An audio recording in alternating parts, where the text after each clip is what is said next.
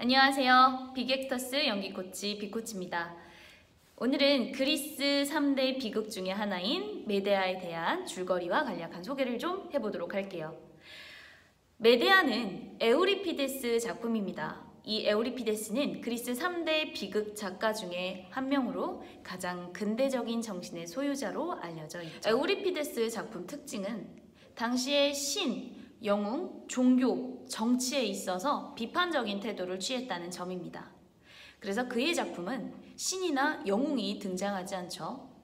그의 작품은 인간 심리의 사실적인 수법으로 글을 쓰고 인간 심리에 대해서 아주 탁월하고 섬세하게 다루고 있다는 것입니다. 이 메데아라는 작품만 해도 이 에우리피데스는 여성 심리에 있어서 아주 섬세하고 적극적으로 작품에서 다루고 있습니다. 이 부분은 오늘 분석해볼 메데아를 통해서 직간접적으로 메데아를 통해서 다시 한번 살펴보도록 하죠. 메데아는 설화로서 그리스 신화에 나오는 마녀입니다. 메데아는 콜키스 왕의 딸이자 태양의 신의 소녀입니다. 그리고 마법사이기도 하죠. 메데아의 마법으로 인해서 자신이 원하는 황금 양털을 갖게 된 이아손은 메데아와 결혼하고 아이를 둘이나 낳습니다.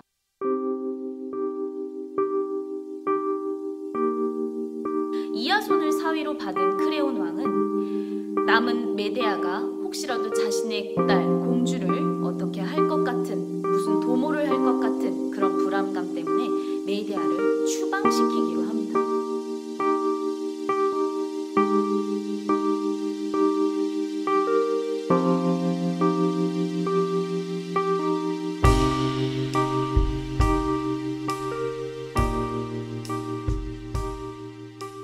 하지만 남편도 잃고 자식을 데리고 자기가 혼자 살아가기에는 어디로 갈지도 모르겠는 메데아는 크레온에게 단 하루의 시간만 달라고 부탁합니다. 그리고 크레온은 자신의 마지막 온정이라며 메데아를 단 하루만 더 묻게 하죠. 이 하루는 메데아가 자신의 남편 이아손에게 복수를 계획하기에 너무나 긴 시간입니다. 자, 그러면 이제 작품으로 들어가. 메데아의 줄거리는 이렇게 시작합니다. 메데아는 사랑하는 남자 이아손을 위해서 자신의 아버지와 가족들 그리고 사랑하는 고국을 버리고 이아손을 따라 코린토스라는 곳으로 오게 됩니다. 그리고 그곳에서 두 아이를 낳고 살고 있었죠. 그런데 이아손은 곧 메데아를 떠나 크레우사 공주와 다시 결혼을 하게 되죠.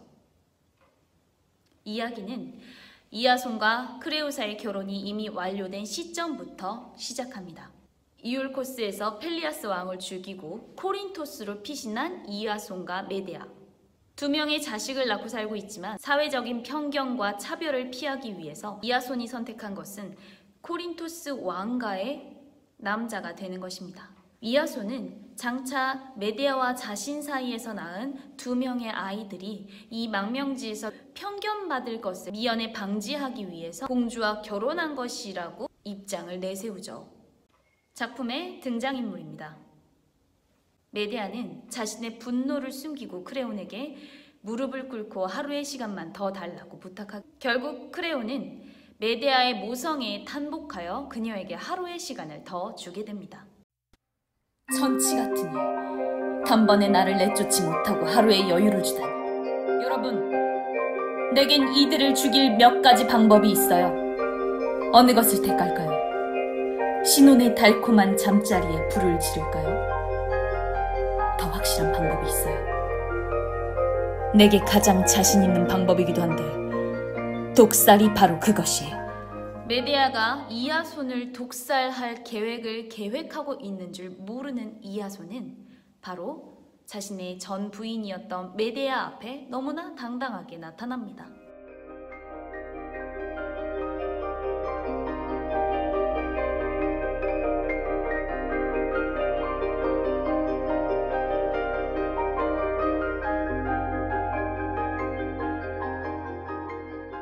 이아손은 되려 메데아의 마음에 더 큰 화를 불러일으키고 말죠. 나는 당신 목숨을 구해줬어요. 황금 양털을 지키는 거대한 뱀을 죽여서 당신의 목숨을 구해주기도 했어요. 나는 딸들을 시켜 가장 지독한 방법으로 제 아비인 펠리아스 왕을 죽이게 했고 그들의 가문까지 멸망시켰죠. 이 모든 것이 당신을 위해서였어요.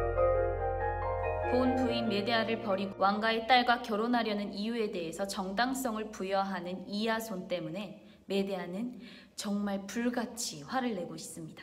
모든 것이 가난 때문에 이 가난을 피하고자 왕가와 억지로 결혼을 하는 것이라며, 그리고 이것은 곧 결국에 자신의 두 자녀들에게 덕을 주기 위함이라고 위로하기도 하죠. 그의 말에 메데아는 점점 더 이아손을 경멸하고 저주하게 됩니다. 그렇게 이아손은 메데아를 아주 차갑고 냉정하게 버리고 돌아가 버리죠. 그럼 메데아 앞에 잠시 후 아이게우스는 왜 슬픔에 젖어 있는지 메데아에게 묻게 되고요. 메데아는 결국 아이게우스에게 자신이 당한 모든 일을 이실직고 하게 됩니다. 그리고 메데아는 이제 곧 추방당해서 갈 곳 없는 자신을 아이게우스가 살고 있는 아테네로 들어가서 살 수 있게 해달라고 부탁하죠. 그렇게 되면 아이게우스가 지금 그토록 원하는 자식을 낳아줄 것이라고 얘기합니다.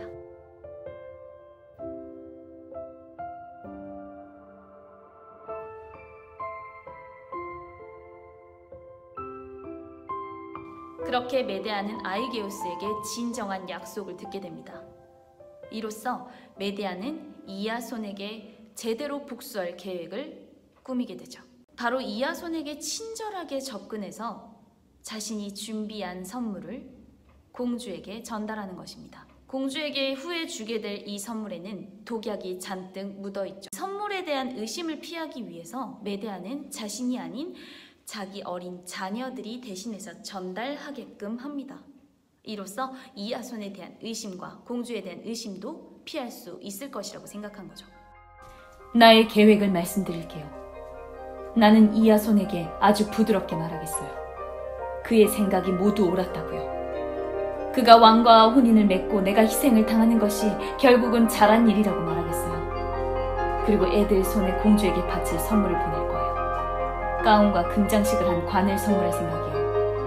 만약 공주가 이 선물을 받아 걸치기만 하면 그 여자는 고통 속에서 몸부림치다 죽을 거예요. 그리고 공주 몸에 손을 대는 자는 누구나 무서운 독약 때문에 같이 죽게 될 거예요.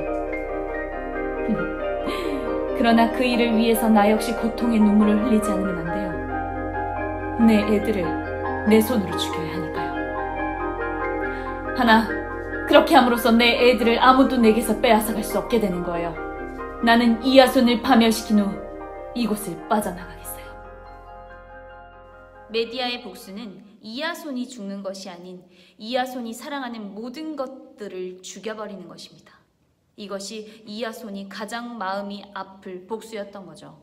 메데아는 유머를 통해 이아손을 불러냅니다. 이아손에게는 자신이 그렇게 분노스럽게 이아손에게 말한 모든 것이 미안하다며, 자신이 어리석었다며 이해해달라며 용서를 구하죠. 그렇게 눈물 흘리며 반성하는 메데아를 보고 이아손은 그녀에게 마음이 약해집니다. 메데아는 이아손에게 자신만 이곳을 떠날 테니 제발 남은 두 자녀들만은 거두어 달라고 부탁합니다.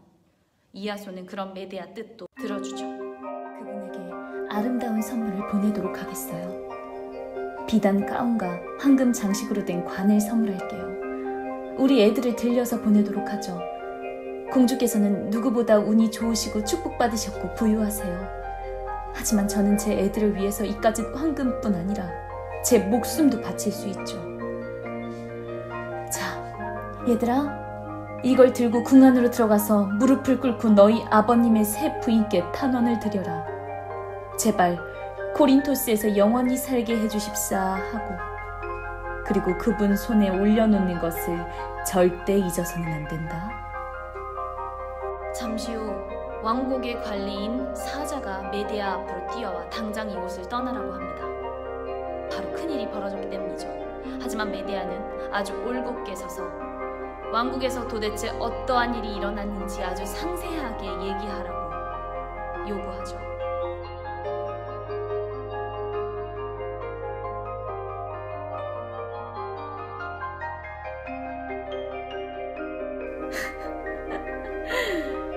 이제 나의 자식들을 죽여 없애고 이 땅을 속히 떠나 나의 마지막 임무를 완수해야겠어요.